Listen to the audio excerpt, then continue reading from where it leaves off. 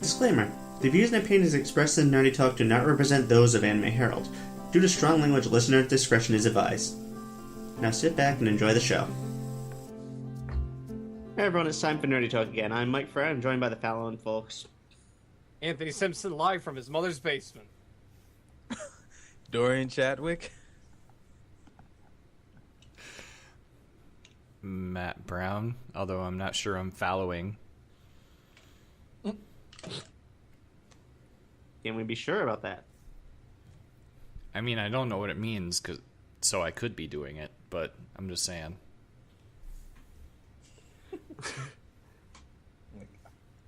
Yeah, I really need to find a new introduction, but another time for another day.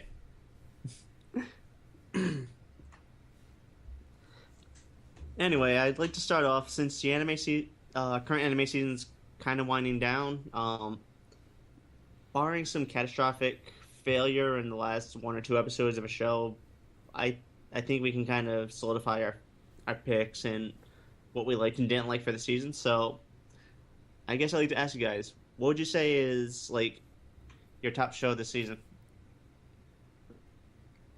I'm going to say my top one is No Game, No Life. I was going to say something like, you mean other than No Game, No Life, which is clearly the best show of the season.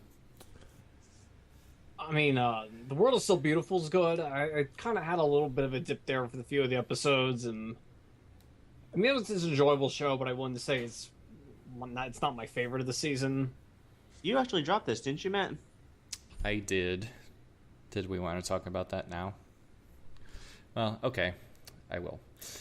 I don't know. I don't know, like, the politically correct way to say this, but it's too girly for me.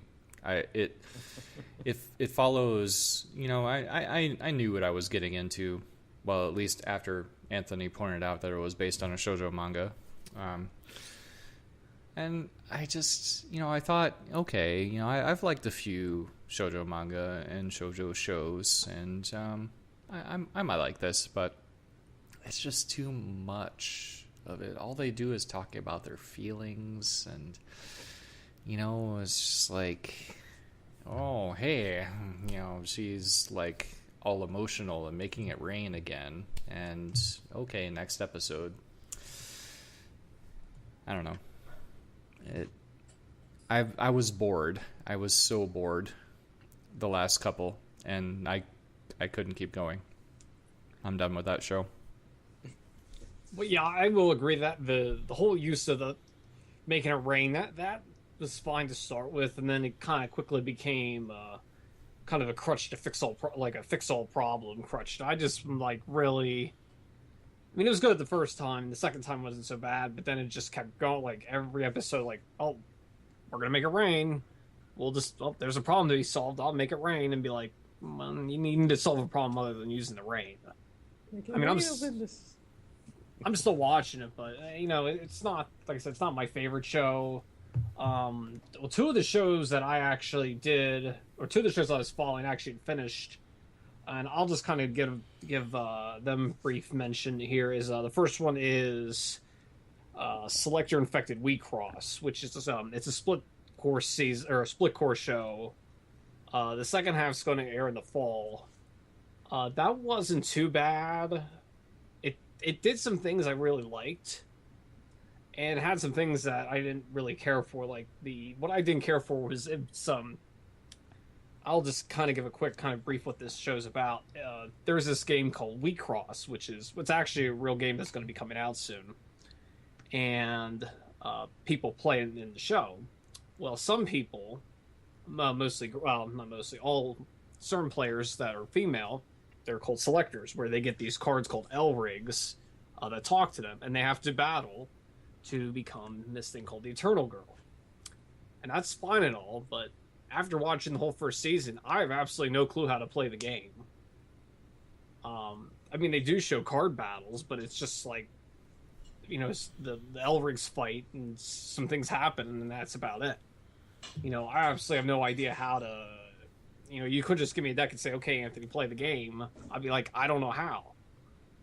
But one thing I do want to talk about what the show really did well was there is an incest subplot.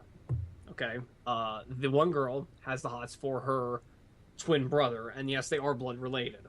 No.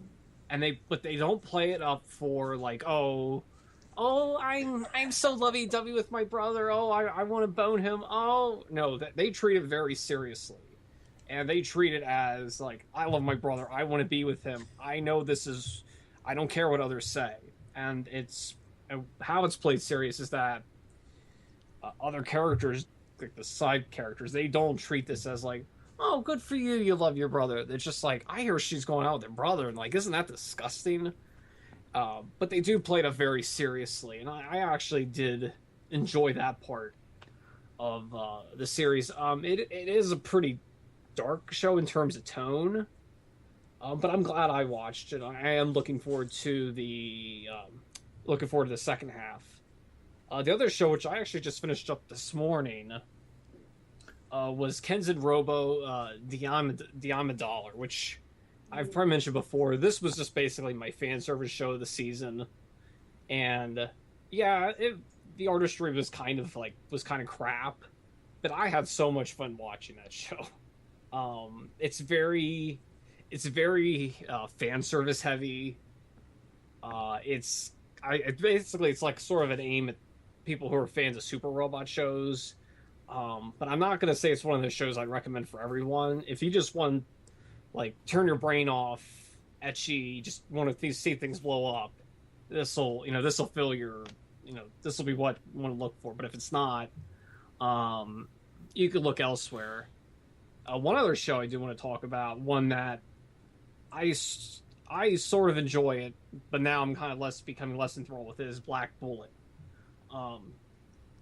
The show succeeds is just if you're looking for just action, the show succeeds at that. The fight scenes are really good; they're nicely animated. But where the show itself falls flat is they got some really bad and really clunky exposition. What makes it so bad is that it just feels like it's all just it's the kind of exposition nobody likes for two people who know what's going on, and they just explain everything to each other, and that happens in like the first half of the first episode. We get that, or the second half of the first episode, there's that, and then we get a bunch of it in episode 2, and episode 10 had a whole bunch where they're just explaining things to each other. It's like, I'm thinking to myself, you guys know what the hell is going on. I mean, I know you have to explain things to the audience, but there just has to be a better way to do it. That one is kind of disappointing because from what I've heard, it's skipping a lot around the source material. So yeah, I wouldn't really recommend that. But yeah, if you haven't seen No Game No Life, do check it out. It doesn't take itself seriously.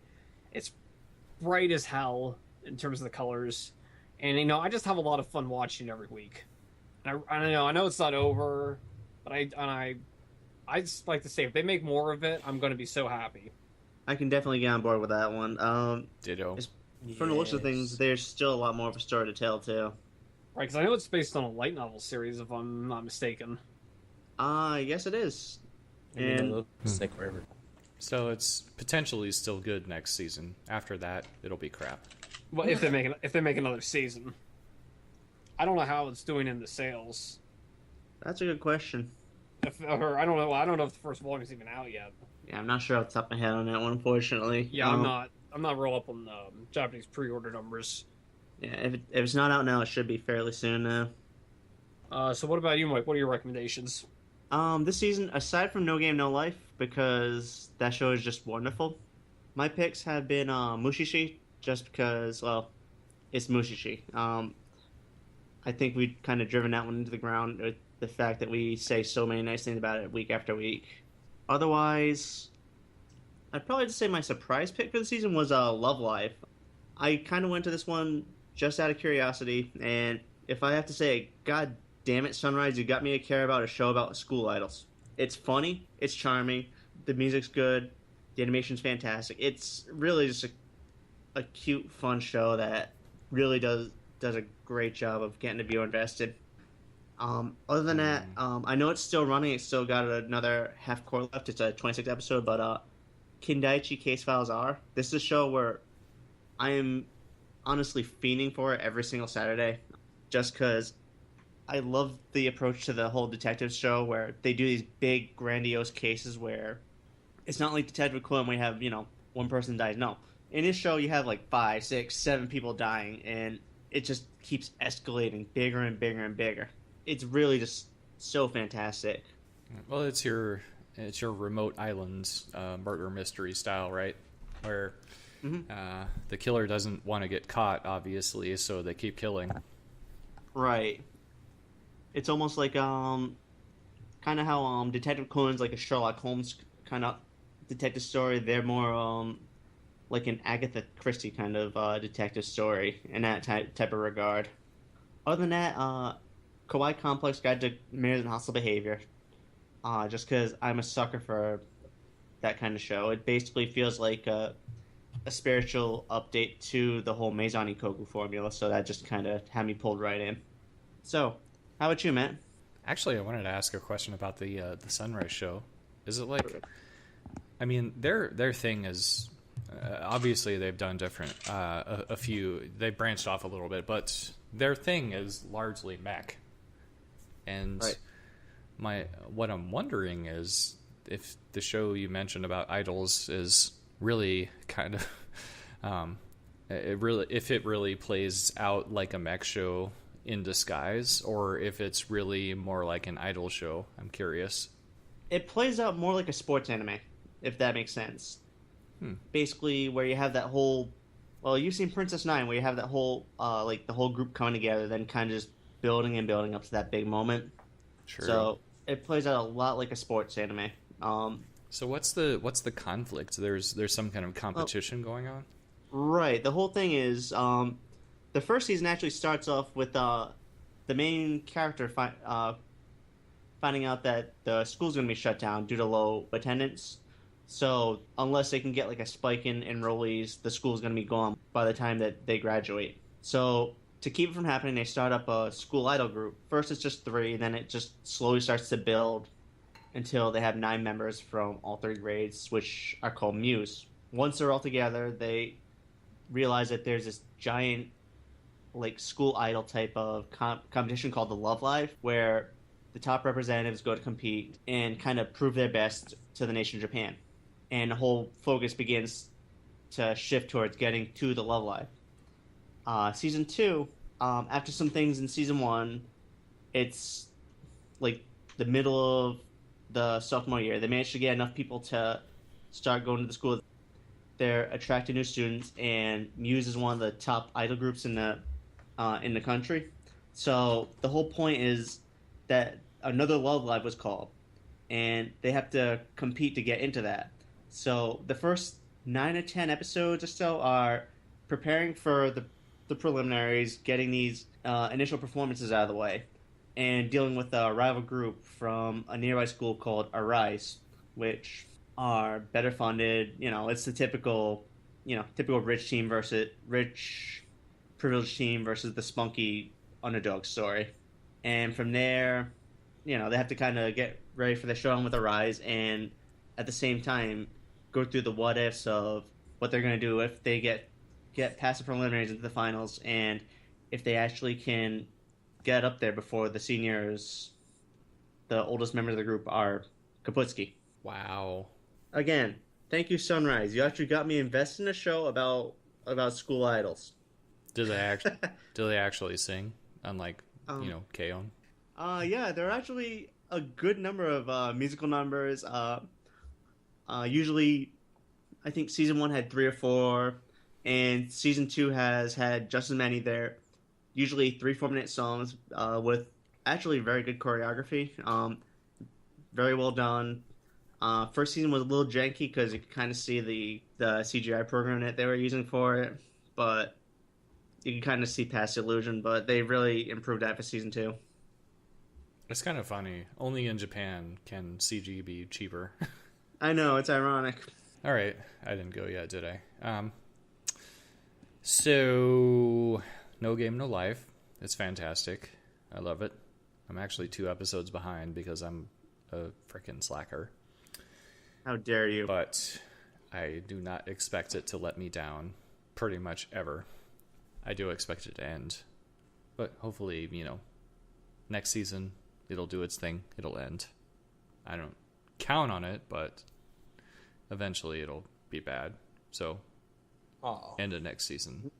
All right, I already mentioned that I dropped The World is Beautiful. It's just not for me. This is not bad. It's made for girls, and much as I hate to say it, I am not a girl. Well, I'm not a girl, and I'm enjoying it. Yes, well. And I've been watching Mushishi, which I'm also behind on that, but, I think it's okay to be behind on that because part of what gets us drawn into this simulcast stuff is how things are like suspenseful, and you don't know where a show's gonna go, and you don't know if it's gonna continue to be good, and you gotta like stay on top of it. But Mushishi isn't that type of show. After one episode, it's gonna be good, or you're gonna like it, or you're not gonna like it, and it just stays the same all the way through, which I think is fantastic. I'm gonna catch up to it and finish it whenever I feel like it, and I have complete confidence that I'm gonna like it. I'm also behind on Kindaichi. That's another one where I have some experience with the manga. I didn't watch the original show, but this sort of show tends to track the manga, so I expect that's going to be enjoyable as well whenever I catch up to it. I didn't really, give glowing endorsements to anything I just mentioned, other than No Game, No Life, which is amazing. I want to say that again.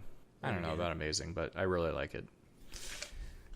So the other show that really sort of took me off guard is Not an Oz Buried Treasure. I was kind of like, by all rights, I should say, it's a mediocre show, and it does everything that an average show would do.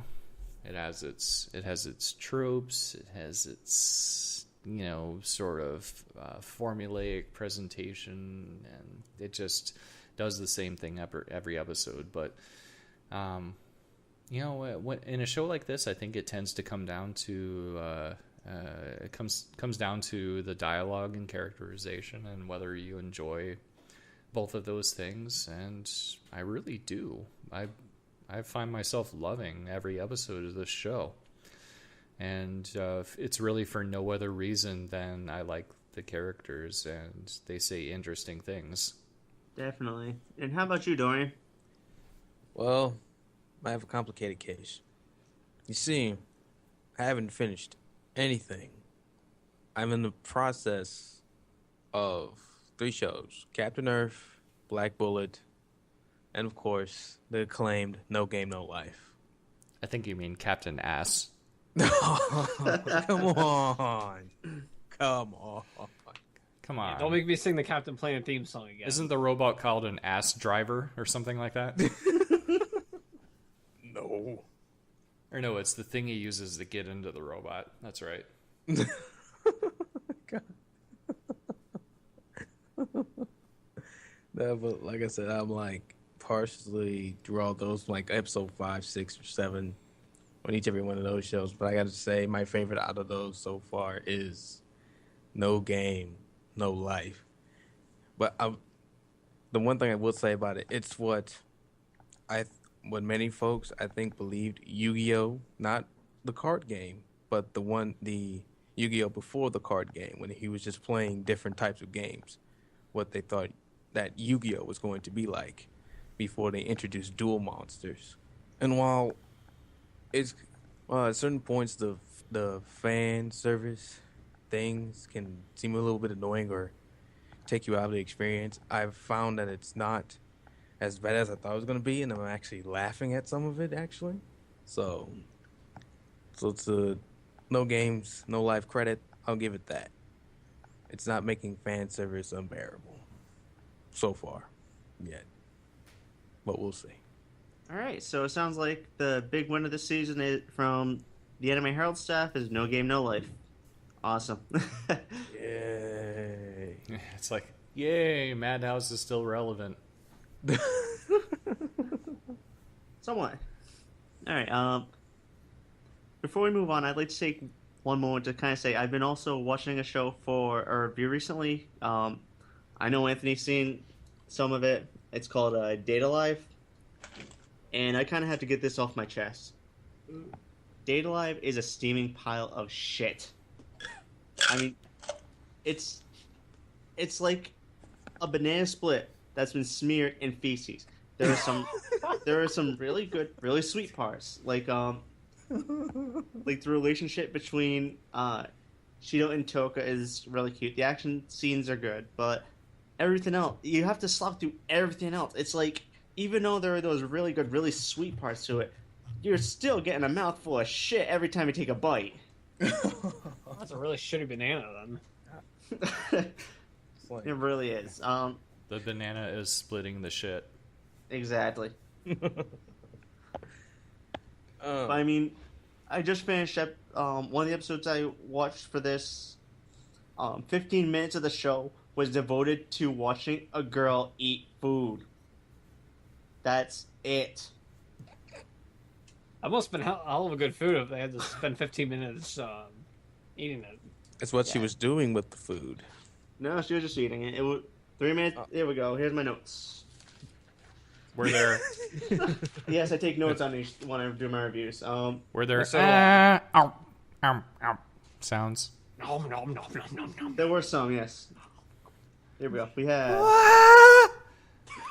Oishii!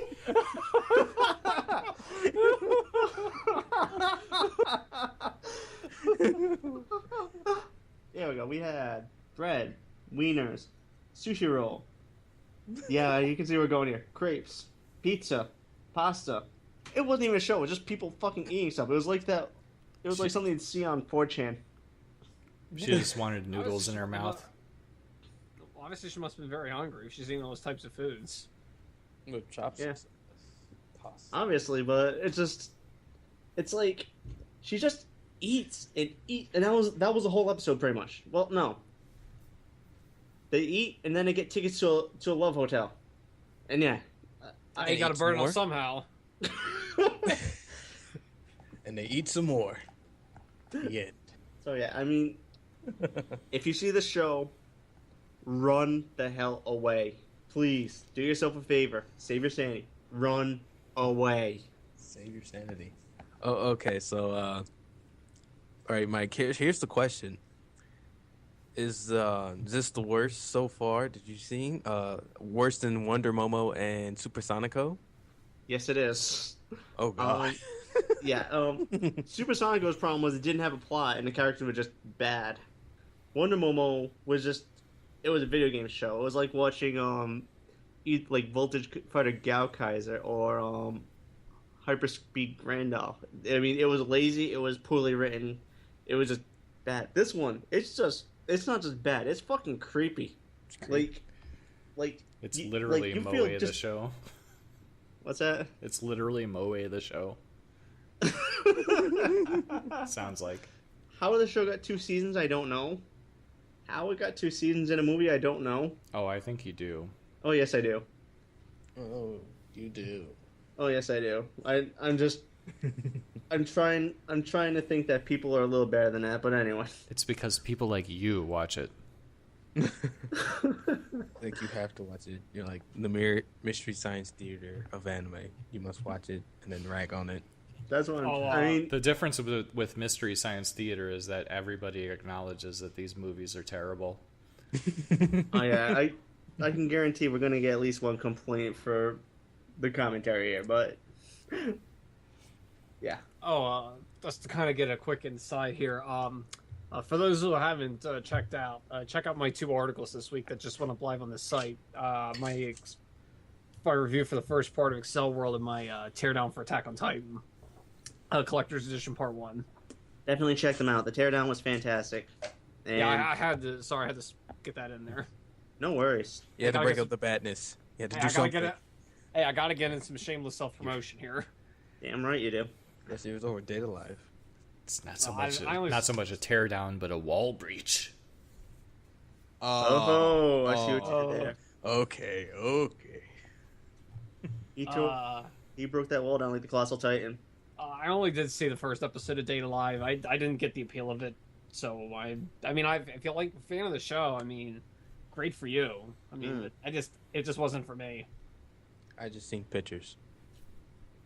And those pictures prevented me from watching the show. And Matt's the only one who's avoided the show. At any cost. Honestly, I've never heard of it before until now, and I have no reason to watch it.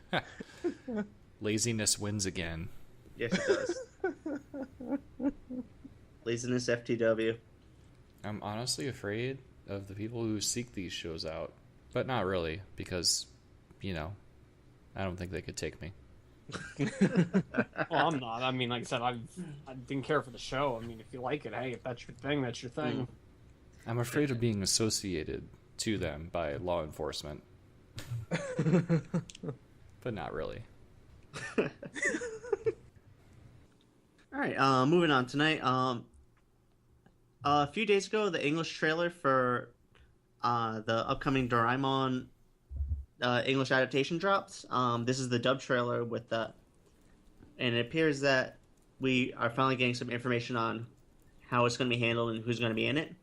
It looks like Mona Marshall's going to be playing the role of Doraemon, and Johnny Young Bosch will be handling the voice of Nobita.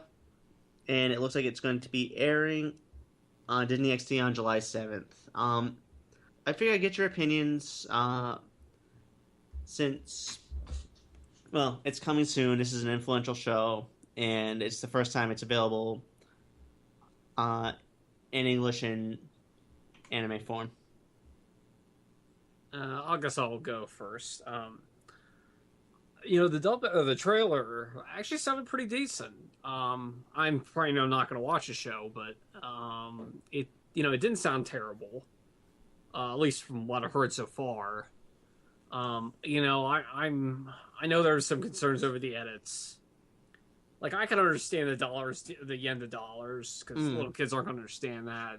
And I could I think maybe some of the religious stuff they removed, I could see that just on grounds of, what kind of shitstorm that would cause.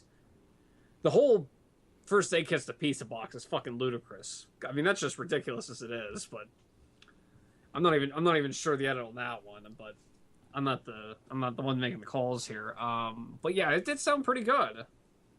It really did. Mona Marshall did a good job with the voice of Doraemon. Yes, she did. Yeah, I can't really explain the whole pizza box thing. That might be since in the U.S. the Red Cross logo is, trademarked and licensed. No. They had to change away to something that would be a little less obvious. I know I'm not trying to defend the change, but I'm just looking for the possible legal reason for it. I mean, they could have just maybe maybe changed the color of the cross or something, because now people are going to try to apply first aid with pizza instead of, bandages and gauze. That would be the most delicious form of first aid ever. Sounds like great first aid. Yeah, you got a cut stick pizza on it. You get burned and your arteries clogged at the same time. See, And you can eat it too. See, you're not thinking like a programmer. That's efficiency, because it's just removing the step of having to actually eat it from the equation. Well, yeah, I'm not a programmer, so. Well, if there is any good lining in the shows that this is a classic, so you're gonna get some older anime fans in it. And one of the interesting things. You was gonna say something? I was just gonna say this is the newer one, not the original. Oh. Yeah, this is the 2005 show or 2004 show. I think the point still stands. Only older anime fans would be interested in this. Yeah. Well, I mean, it's the newer one, not the original one. Well, the other thing is that also this is showing on Disney XD, and Disney XD, if I believe so, does point to a younger demographic. Right. And I've always wondered, what will the younger anime fans really be able to see outside of Pokemon, Digimon, and Yu-Gi-Oh. Because when you look at anime, even on even on networks like Cartoon Network, they really don't show that much anime anymore for the younger audience. And to see this come out, it actually gave me a little hope that okay, we might get some newer, younger anime fans now. Now that they see something else that's not Yu-Gi-Oh, Digimon, Pokemon. I mean, while it sucks that there will be edits of that nature, I mean, honestly, a lot of us kind of grew up with stuff like that anyway. Well, I mean, if you think about it, when we were kids, we had stuff like Voltron, which was 3 shows mashed together. We had Noozles, which was basically something like Blinky No Book and something like that, which was literally just a sanitized version of another show. we had don't forget Robotech. You covered Voltron. Yeah, we had Voltron. We had Robotech, which is another one where they had like 2 or 3 shows mashed together. So I mean, to have like edits like this, while it is asinine, while it is stupid, I mean, I'm at least sitting there saying it could be much worse. So yeah, I mean, It could be for kids.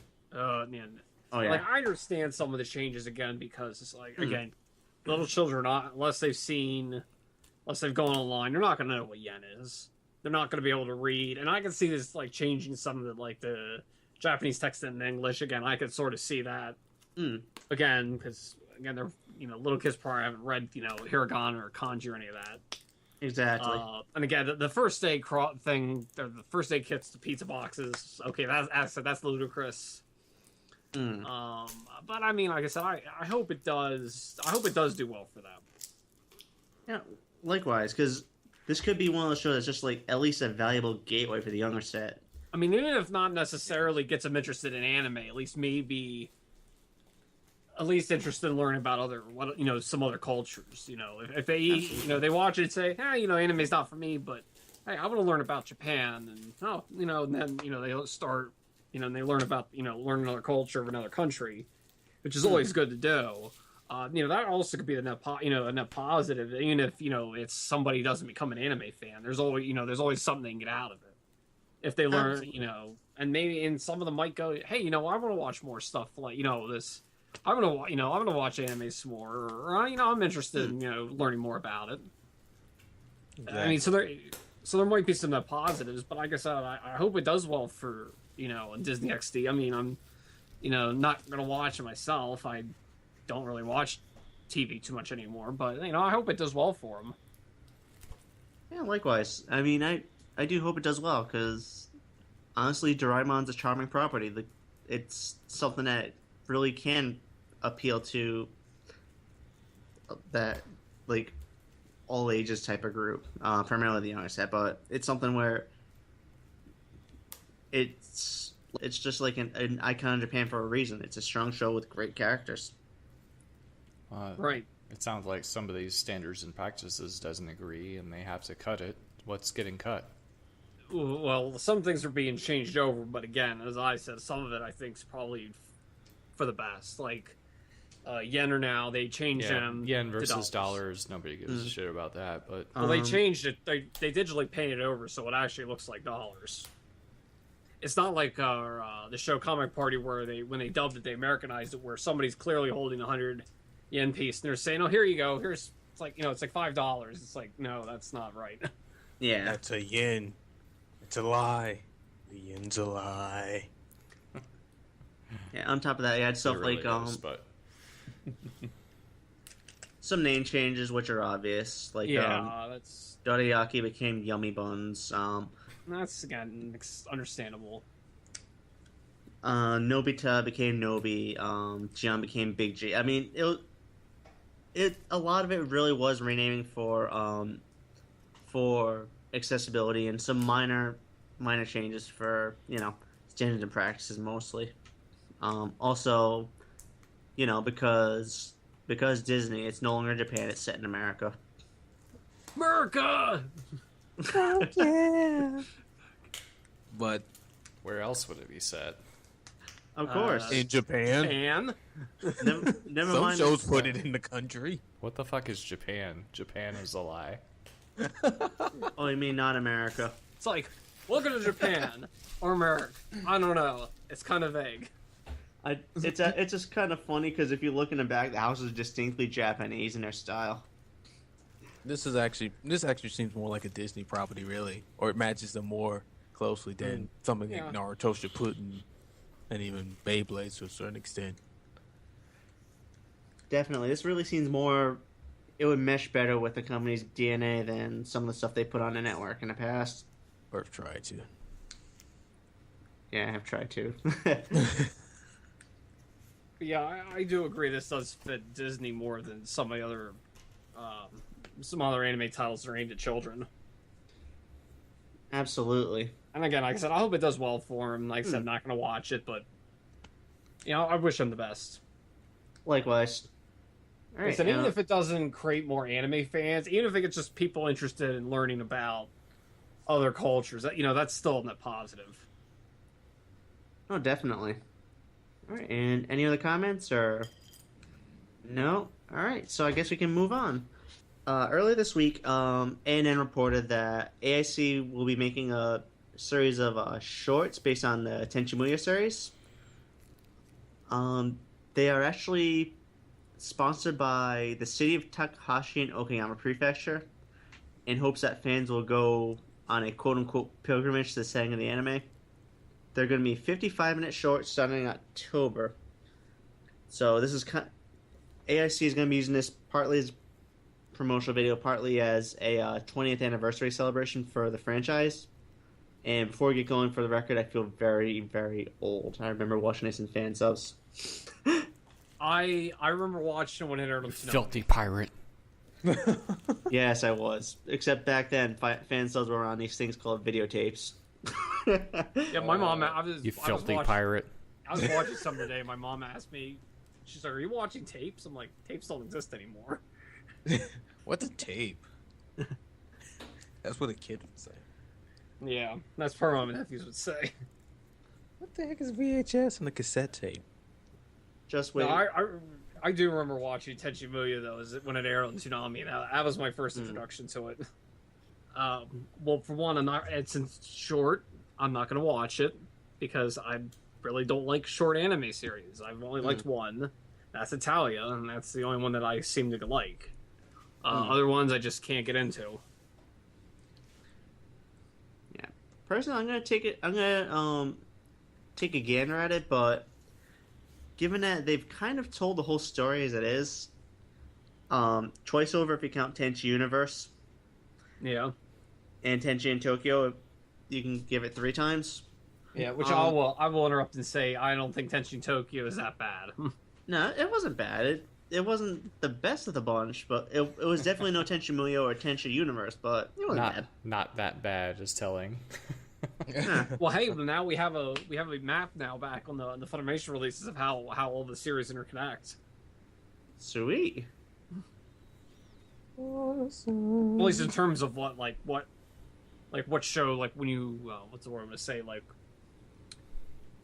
which episode is the actual first episode? No, like like it has like the OVA series, and then GPX, and then that War on Genmore, like that's all one timeline. Yeah, and then like how other ones are just like their own little, because they do it sort of like kind of like a star map where you have like one thing that'll say like Tenchi Universe, that's its own thing, and then like one of the, I think it's like the second film or one of the films is a sequel to that, like that's connected. Yep. I think they're in the same timeline. Yep, because Tenchi Universe was basically a TV friendly version of the OVA of the Tenchi Muyo. It was adapted, it had some changes. Then you had the Tenchi Muyo Mihoshi special, which told about Mihoshi and Kiyone together. And then you had Tenchi Muyo the movie 2, Daughter of Darkness, which was kind of like the finale to the whole thing. Oh, don't ask me. I'm all about the Kiyone / whoever fiction. Just gonna say, anybody, Kiyone / anybody. I'm cool with it. Yeah, you're talking about probably one of the biggest harems to hit America.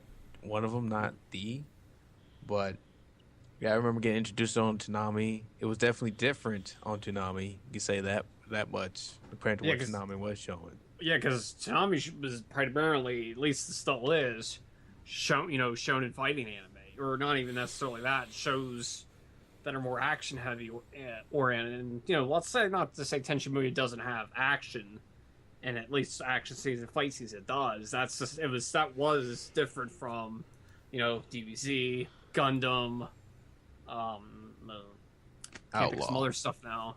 Alistar. Definitely was different from those types of shows. In that it was a harem. Well, it just didn't. Well, that was part of it. But it was just. I mean, it is what it is. Yeah, but it just was different because, again, you had stuff like Gundam, you had stuff like DBZ, you had Outlaw Star. Those types of shows where they're predominantly action heavy, and you have something like Tenchi Muyo, which, okay, it does have there is fighting and there is action, but that's not the primary. That isn't the primary focus. It's it is a harem show. Yeah, right. Like there's no action scene every episode. It's like every other 2 episodes you get a fight or something, and it lasts for 5 minutes. Sometimes more. I mean, all of if I remember correctly, tape 2 or DVD 2 or volume 2 of the Gen release, which was I think 5 through 7. It was just a lot of slice of life stuff more than anything. Yeah, it was Tenchi Muyo is kind of the I don't want to. I wouldn't say original, but it's certainly one of the oldest popular harem shows that I know about. And it's sort of unfortunate in a way that AIC is identified with that sort of thing in such a fundamental way, because they've done some other really awesome things like Bubblegum Crisis. I mean, it's a lot of people do. I've heard this for Tenchi Muyo that they call it the grandfather of the modern harem shows. I would probably agree with that. It's not. I'm not sure I would call it the grandfather. It's mostly because of being from 90s. Yeah, it's older, so I guess that makes sense. But well, let me rephrase: the grandfather of the modern one, because it created the harem genre in a lot of ways, at least in modern memory. Well, that's why I said grandfather of modern harem. Some people and I sort of tend to agree is that the father of the modern one would be Love Hina. Yeah, except that Love Hina doesn't really do anything that Tenchi Muyo didn't do. But Sorry. I was gonna say, but at the same time, if you think about it, Tenchi Muyo really just took a lot of the tropes that were formed by Urusei Yatsura and Ranma One Half and ran with them to kind of just give their own spin on it. So I can't. There's nothing wrong with that. No, I mean, but I can't really say it's the grandfather of the modern harem because I guess that's fair, but I wouldn't really. I wouldn't really paint Takahashi shows as that sort of show. But, I guess, that, like I said, that's fair. The Urusei Yatsura, that's definitely a theme. But it's created to... the theme exists because it creates conflict for Lum, right? Right. She is pissed off that he's so, at least apparently promiscuous and will chase after any tail that is around, no matter what. But it's not really a harem show if you think about it. It's the harem show is a show where the main character is just fawned over by these women for no particular reason, actually no reason whatsoever, and he has trouble deciding. Right, but the only reason I said Urusei Yatsura is because Ranma One Half pretty much descended directly from that, and what we think of as the modern harem really came from that. Because if you think about it, we have that over countless women fawning over him, and there's always going to be that clear, winner, no matter what. Not to sound horrible, but there is always going to be that clear one that they end up with at the end. Well, I don't actually know the timeline of this thing. Where does Ranma One Half fit in the chronology as far as compared to Tenchi Muyo? 1989, I think, or so it's 87. a little bit older. So, yeah, I think it was. Let me just double check my math here. Ranma One Half, The manga first hit in 1987. So it predated Tenchi by several years. No, I can't really comment on Ranma 1/2 because I haven't really been there. But And I haven't finished it. I will say that I don't think that... I'll reiterate that I don't think that Love Hina is anything different as far as what Tenchi Muyo and possibly Ranma 1/2 before it has established. Well, I'm not trying to say that. I mean, you're right, it hasn't, but I think what's refreshing and enjoyable about Love Hina is that it makes fun of the entire thing. I have not seen that show in a long time. Let's talk about being old. Yeah, 'cause I remember buying the singles for that when Bandai released it back in 2004. Because I think it was as I remember, I know what it was because it was we were getting out early at school that day. Well, the seniors were at least, I think, or maybe the whole high school was because it was prom night, and I didn't go because I don't do this kind of thing. I didn't do those kind of things, and I went to the mall instead. Well, after I got out of school, so I went to the mall, and I'm like, oh, look, went to Suncoast Video because we had one.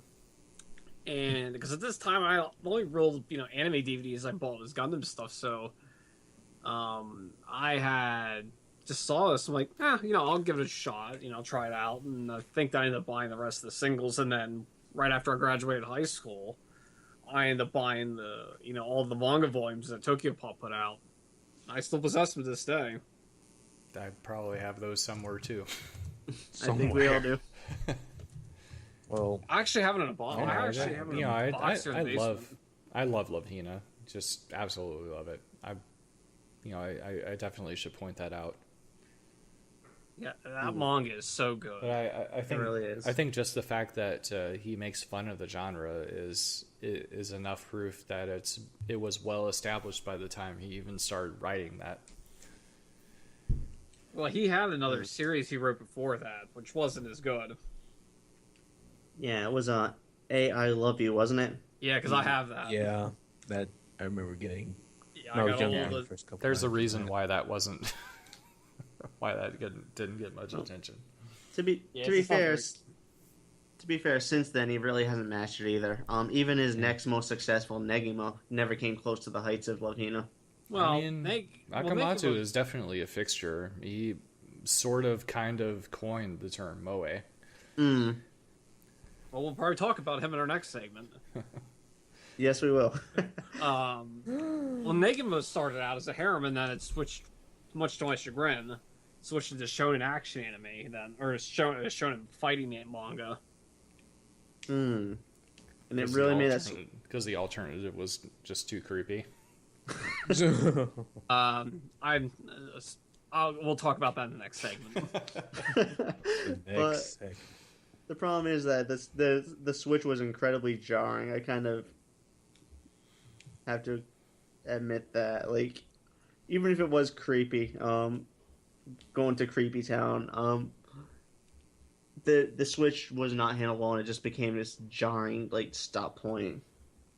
Yes, I think that's sort of what they did when they did the second. Because I know they made two. They did two shows for Negima. I only liked the first one. The one Zebex did. Because that one at least sort of follows a manga.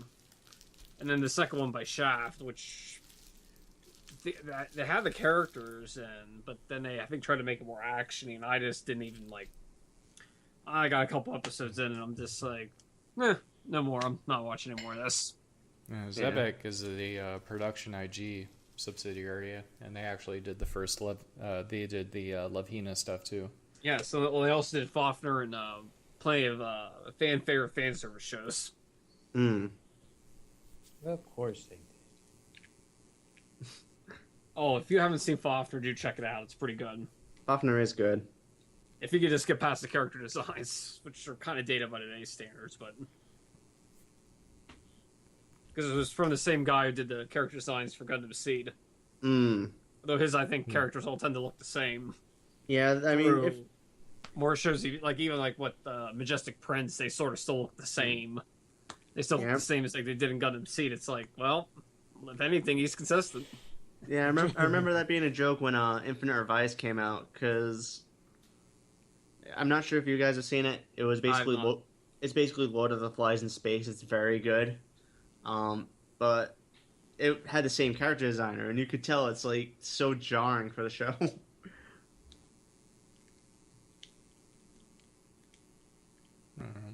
Of all the things to identify with, a character designer, we tend to pretty much ignore those people. I don't really have a problem with the fact that his work is recognizable across properties. That is true. Well, some of those character designers, you are able to. I mean, they do, like, I know the character designer for, or was the character designer or director for Blaze vs. Butlers did the second season of Mockingjay, and I mean, you could tell that. I mean, some of the stuff that carries over, like just like similar types. I mean, the character designs stay the same, but they have that different. They have sort of a different look to them, and you can tell. Like, and you see it, like, yep, that's definitely. There's definitely that guy. Now his name is completely over my head now because I can't think of it. Yeah. Well, and another example is I think his name is Keiji Goto. He did the character designs for Nadesico, and which are also very prevalent or recognizable in Kitty Grade, and among other things. Okay. Well, that's all I have to. That's all I really have to say about Tenchi Muyo. Like I said, I'm not going to watch this new one, but yeah, I don't like short anime. I don't know why. Like, I don't know why it's news. Well, it's interesting that it's news that they're that they're doing a Tenchi Muyo show, except it's not really. It's not a for real Tenchi Muyo show, so I could see people, myself included, being disappointed just in that. That, I would watch a new, 30-minute episode Tenchi Muyo show in a heartbeat. But this isn't that. This is like an advertisement for some city that I've already forgotten about, and that's a stupid waste of their money. Oh, definitely. And although, to be honest, given the quality of recent stuff based in the Tenchi universe, I'm kind of glad it's staying dead. Because if you think about it, some of the more recent things, War in Gemini wasn't great. I still need to see that. And Sasami Magical Girls Club was god awful. I did not watch that, even though I do like Magical Girls. But, none of those things carry the Tenchi Muyo title. I think anybody who is familiar with the property would watch another show if it was a real show. True. This is more like, if it's like Adventures of the Mini Goddess and it's really funny, then I could totally see myself watching it. But still, Mini Goddess was just wonderful. It really was. Yeah, it's hilarious. No. I think I would watch this just because it's another Tenchi Muyo thing, and like Mike said, most of the Tenchi Muyo stuff have not been up to par with the original. But what I will say is that hopefully, the spin-offs definitely, but I think they're pretty. It's AIC, so they're AIC kind of equals Tenchi Muyo in a sense. And they're very conscious about what they're willing to slap that name on. Yeah. The one thing I do hope about this special thing is that maybe if it generates enough buzz and maybe gets popular enough, or they have a high views on it, that maybe it might get them to consider making another series or another show. possibly. I mean, they could, but I mean, I really want to see if you're going to keep at least within. If you're going to make another one, you'd have to keep it almost with the OVA continuity because that's where most of that's connected. Because that's what Warren Genemar was, or however you pronounce it. That was a That was a sequel to GXP, which is then connected to the OVA series. So either you make something that again is sort of like some of the other ones, which are just they're retellings and they're not really part of the OVA canon, or you make something that's a sequel to one of the already established timelines that already exist. Yeah, they really Or beat do around the something bush completely- with that a lot. It's unfortunate, but I don't know. I think the best thing that can happen to any kind of harem setup is that eventually everybody starts caring about the characters and they become interesting people and not just I felt the same thing with Love Hina, that except for the creep factor, which I completely ignored, the other characters became interesting to me, and independently of the two that are supposed to wind up together, I wound up sort of rooting for them and hoping that they were happy.